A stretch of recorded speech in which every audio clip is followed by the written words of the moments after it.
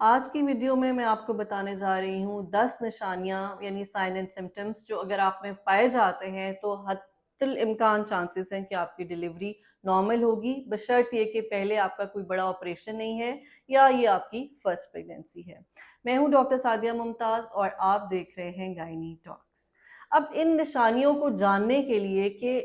क्या नॉर्मल है और क्या एबनॉर्मल है, तो उसके लिए कुछ प्रीरेक्विजिट्स भी होते हैं, जिसमें सबसे इम्पॉर्टेंट है आपके अपने डॉक्टर के साथ रेगुलर विजिट्स।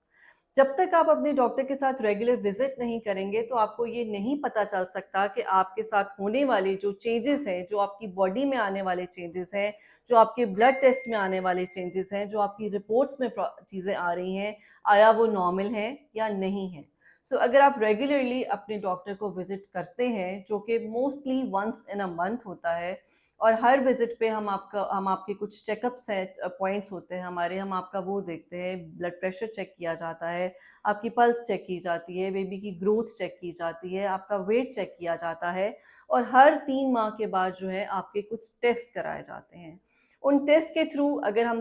देखना चाहें, एक तो आपका ब्लड ग्रुप पता चलता है, आपकी एचबी पता चलती है कि आपकी एचबी कैसी जा रही है। अगर आपकी एचबी लो है तो ट्रस्ट मी, इस बात को समझिए कि लेस चांसेस होंगे कि आप नॉर्मल डिलीवर हों। उसकी वजह यह है कि अगर एचबी कम है तो आपकी बॉडी में ऑक्सीजन कैरिंग कैपेसिटी कम हो जाती है, और लेबर के दौरान, डिलीवरी के दौरान,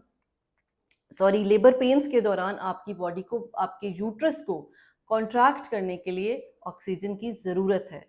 अगर ऑलरेडी शुरू से ऑक्सीजन कम चल रही है, एचबी कम चल रही है, तो लेबर अरेस्ट हो जाती है। उसी तरह से अगर जो यूरिन टेस्ट किया जाता है उसमें अगर इन्फेक्शन आ जाती है और वो ट्रीट नहीं होती, तो एक तो ये है कि वो इन्फेक्शन ब्लैडर से यूट्रस में ट्रैवल हो जाती है, ट्रांसफ़र हो जाती है, आपके बेबी को इन्फेक्शन हो सकती है, और आगे जाके बेबी के लिए बहुत ज़्यादा प्रॉब्लम्स हो सकती हैं। और ड्यूरिंग लेबर बेबी अगर कॉम्प्रोमाइज्ड है तो वो ये स्ट्रेस नहीं ले सकता।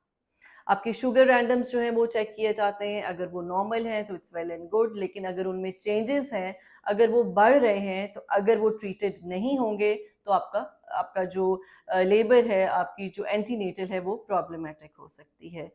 अगर तो आपके विजिट्स में आपके टेस्ट नॉर्मल आ रहे हैं तो इसका मतलब है आपकी डिलीवरी नॉर्मल की तरफ जा रही है। दूसरा पॉइंट हम लेते हैं अल्ट्रासाउंड का। अगर आपके रेगुलरली अल्ट्रासाउंड्स हो रहे हैं, जो कि मैक्सिमम 4 या 5 अल्ट्रासाउंड्स हम इन 9 माह में करते हैं, और उनमें आपके डॉक्टर को कोई प्रॉब्लम नज़र नहीं आया, लाइक उस बच्चे का पानी ठीक है, बच्चे का लाई, उसकी पोजीशन, उसका प्लेसेंटा, बेबी का वाटर, और एसडी रेशो, यानी कि बच्चे को जो ऑक्सीजन सप्लाई जा रही है उसकी ग्रोथ में कोई रेजिस्टेंस नहीं आ रही है, तो इसका मतलब है कि आपका बेबी जो है वो जो लेबर है उसको बहुत अच्छी तरह से अडैप्ट कर लेगा, उसको ले लेगा। लेबर के दौरान जो है उसको डिस्ट्रेस होने के चांसेस बहुत कम होंगे। लेकिन अगर कहीं पर भी कोई एक आधा फैक्टर ऐसा आता है जो कि आपकी डॉक्टर को लगता है कि इसमें कुछ प्रॉब्लम है, तो ऑब्वियसली अगर तो आप विजिट करते हैं और वो टाइमली पिकअप हो जाता है तो वो ट्रीट हो जाता है। मेरी हमेशा से एक बात ये याद रखिए कि प्रॉब्लम होना प्रॉब्लम नहीं होता, प्रॉब्लम का डायग्नोज ना होना और उसका ट्रीट ना होना बेसिकली एक प्रॉब्लम होता है। एक प्रॉब्लम हुई, एक बीमारी आई, वो टाइमली डायग्नोज हो गई, उसके हिसाब से हमने आपकी मेडिकेशन शुरू कर दी। जैसे अगर किसी का ब्लड प्रेशर हाई है तो हम उसको बीपी नॉर्मलाइज करने के लिए मेडिकेशन दे देते हैं, किसी की शुगर हाई है तो हम शुगर नॉर्मल करने के लिए मेडिकेशन दे देते हैं। तो ये एक नॉर्मेलिटी है, ये एबनॉर्मेलिटी नहीं है। एबनॉर्मेलिटी ये है कि आप घर में बैठे हुए हैं, आपको पता ही नहीं कि आपका ब्लड प्रेशर जो है वो आसमान से बातें कर रहा है, या आपका शुगर लेवल बहुत ज़्यादा हो गया है, यहाँ तक कि उसने बच्चे के साइज़ पे इफ़ेक्ट किया है, बच्चे के पानी पे इफ़ेक्ट किया है। That is what the problem is. अगर आप रेगुलर विजिट्स पे होंगे, स्कैन्स, टेस्ट आपके रेगुलरली चेक हो रहे हैं, तो इसका मतलब है और नॉर्मल है, then this is a sign कि आपकी जो डिलीवरी है वो नॉर्मल होगी। बेबी मूवमेंट्स जो है वो थर्ड ट्राइमेस्टर में बहुत इंपॉर्टेंट हो जाती हैं। किसी भी 2 घंटे में अगर आप ये देखें कि अगर आपको 10 या 8 मूवमेंट्स हो जाती हैं, that means your baby is active. लेकिन ऐसा नहीं है कि आप सारा दिन हर 2-2 घंटे की जो है बेबी की मॉनिटरिंग, उसको मूवमेंट को चेक करते रहें, because there is a time जब बेबी सो जाता है। बेबी कभी उठता है, कभी सोता है। सो उसके अपने टाइमिंग्स हैं। आपने सिर्फ ये देखना है कि अगर पूरे दिन में किसी भी 2 घंटे में 8, 10 या 12 मूवमेंट्स हो जाती हैं, that means baby is healthy और उसको कोई प्रॉब्लम नहीं है। नेक्स्ट ये है कि अगर तो आपका बेबी सीधा है यानी कि हेड डाउन है और हेड की पोजीशन जो है वो with the passage of time थोड़ा नीचे को ट्रेवल कर गई है, जिसकी जिसकी आइडेंटिफिकेशन आप ऐसे कर सकते हैं कि अचानक ही आपको पेट ऊपर से हल्का महसूस होने लग जाता है, आपको सांस इजीली आने लग जाती है, आपका स्टमक जो है it shows a kind of relief कि जैसे उस पर कुछ प्रेशर था जो बेहतर हो गया है, यानी कि हेड जो है आपके बेबी का हेड आपकी हड्डी में दाखिल हो चुका है। This is one of a very good sign after 37 weeks कि you will be delivering normally. एक और जो बहुत इंपॉर्टेंट चीज़ है जो कि बहुत से लोग इस चीज़ को अंडरस्टैंडिंग नहीं रखते हैं कि अगर आपकी पहली प्रेगनेंसी है तो हम डॉक्टर्स जो हैं 37 से 38 वीक के दरमियान आपको इंटरनली चेकअप ज़रूर करते हैं, और वो हम इसलिए करते हैं कि हम आपकी जो बोन है उसके सर्टेन पॉइंट्स हैं जिसको हमें ये देखना होता है कि क्या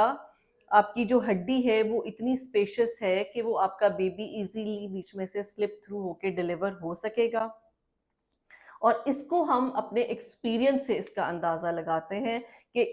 इतना डायामीटर हेड का है और आपकी जो बोन है उसका जो सरकमफ्रेंस है उसमें से बेबी पास कर सकेगा। बहुत सी बोन्स का जो स्ट्रक्चर होता है वो ऐसा होता है कि जैसे ही हम इंटरनल चेकअप करते हैं हमारी फिंगर्स उसको कंट्रैक्टेड फील कर लेती हैं, तो फिर हम पेशेंट को ये बता देते हैं कि आपकी हड्डी छोटी है, बहुत लेस लाइकली है कि इसमें से बेबी जो है वो डिलीवर हो सकेगा। सो प्लीज़ आप अपना ऑपरेशन करा लें। लेकिन कई जो है मोस्टली जो है 80% केसेस में जो बोन है वो काफ़ी स्पेशियस होती है। इसको हम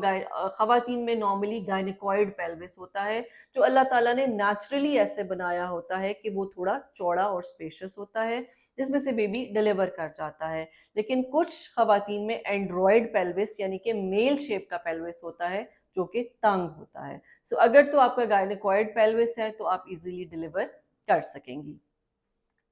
7th 8th मंथ में अगर आपको ब्रैक्सन हिक्स कंट्रैक्शंस आना शुरू हो चुकी हैं, यानी हर थोड़ी देर के बाद या दिन में जो है 4 से 5 दफ़ा आपको 20-25 सेकंड की पेन आई, बहुत स्ट्रॉन्ग आई, फिर रुक गई, फिर भूल गए कि कुछ दर्द भी थी, फिर 3-4 घंटे बाद आना शुरू हो गई। कुछ दिन ऐसे गुजरते हैं जिसमें कोई दर्द नहीं होती, लेकिन कुछ दिन ऐसे होते हैं कि जिनमें काफ़ी दफ़ा आपको पेन्स जो है ये फील होना शुरू होती हैं। इनको हम फॉल्स पेन्स या ब्रैक्सन हिक्स कहते हैं, जो हेल्प करती हैं आपको एक तो पेन्स को एक्लेमेटाइज करने में, दूसरा आपके बेबी का हेड डाउन जाने में, तीसरा जो आपकी सर्विक्स है उसके सॉफ्टन होने में और ओपन होने में। सो अगर आपको ब्रैक्सन हिक्स फील होना शुरू हो गई हैं और स्पेसिफिकली 37 वीक से थोड़ा सा पहले और उसके बाद, तो बहुत ज़्यादा चांसेस हैं कि एक तो आप नेचुरली लेबर में चले जाएंगे और most probably you are going to deliver normally. Thank you.